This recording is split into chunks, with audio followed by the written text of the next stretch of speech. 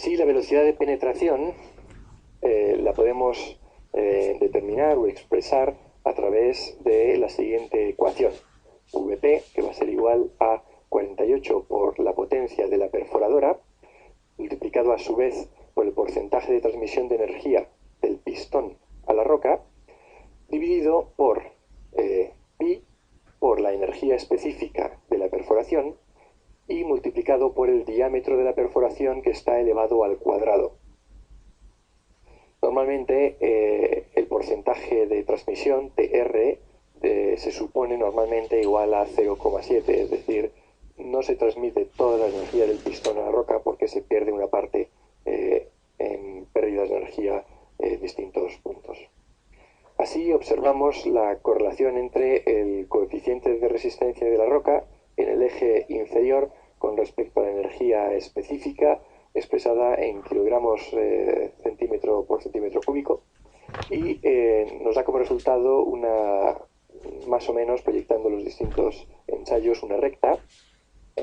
que es la recta que propuso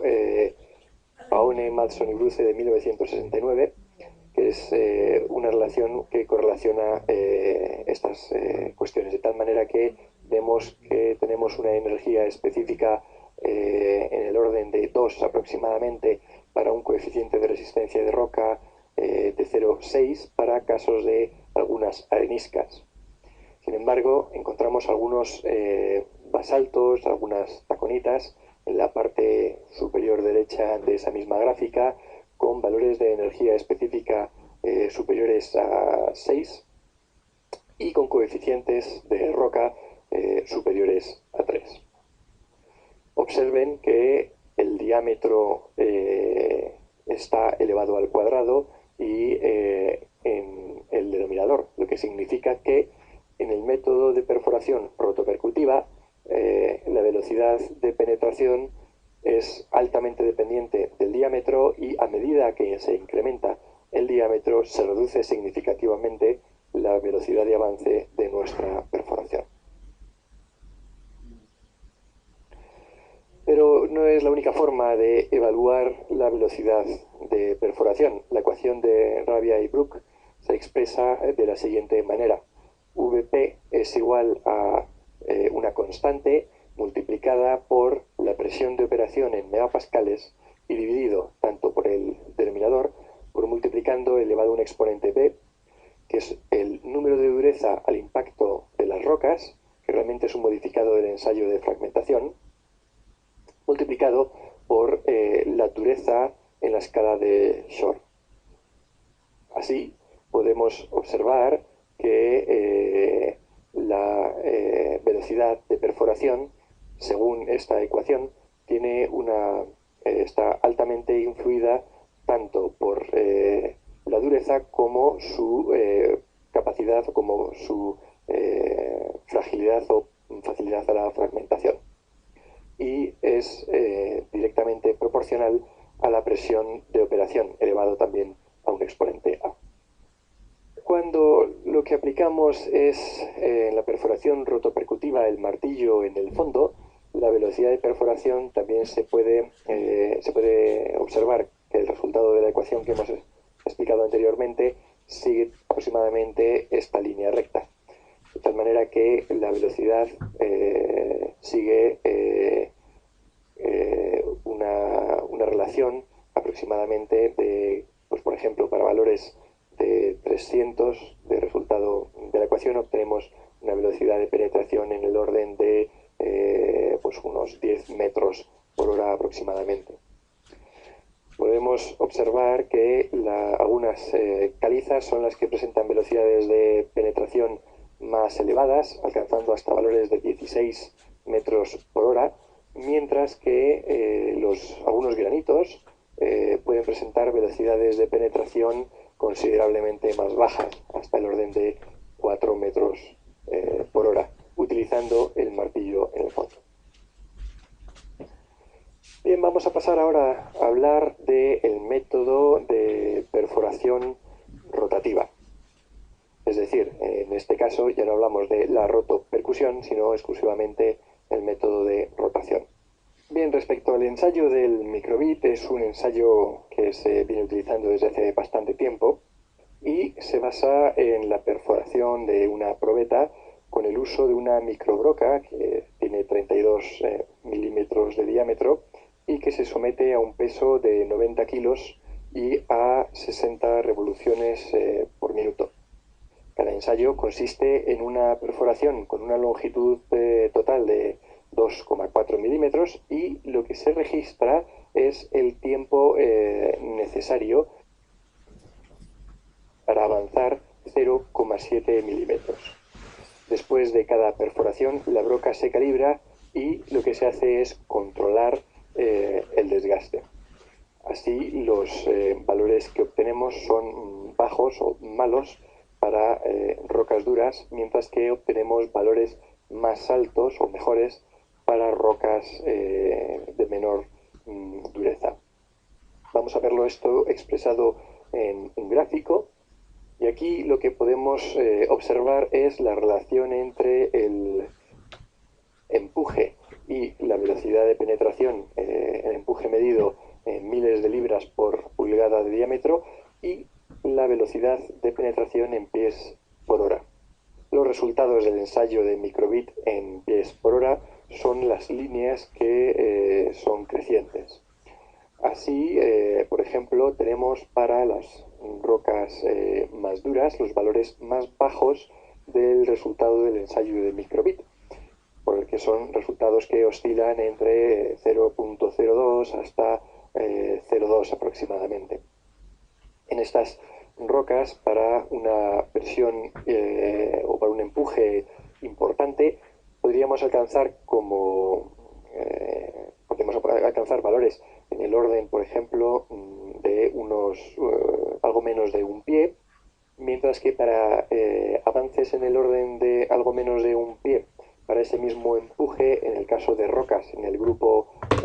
B, que serían rocas ya no tan duras, ya por ejemplo rocas tipo a la dolomía, la pizarra, algunas pizarras duras, pues la velocidad de avance que tendríamos variaría en función del ensayo de microbit, que oscila entre 0,2 y 0,8 o 1, o 0,6, 0,8 o 1, pues entonces el avance que tendríamos de nuestra perforación podría estar por encima en el orden de hasta un orden de magnitud superior que para ese mismo empuje en rocas duras. Y hasta 2 órdenes de magnitud para ese mismo empuje podríamos encontrar para el caso de las rocas blandas, que serían rocas en el grupo A, que está marcado ahí con intervalos de resultado del ensayo de microbit, pues desde 0,8 aproximadamente hasta valores de 4. Así, por ejemplo, en las rocas más blandas, los mármoles, las areniscas, las calizas, los yesos, podríamos obtener para un mismo empuje velocidades de penetración muy elevadas, en el orden de varias decenas o incluso centenas de pies por hora. Expresado al contrario, o en sentido inverso, para producir una velocidad de avance de 2 pies por hora para el caso de rocas blandas, que serían esas rocas entre 4 pies por hora del ensayo de microbit hasta 1,0 o 0,8 del ensayo de microbit,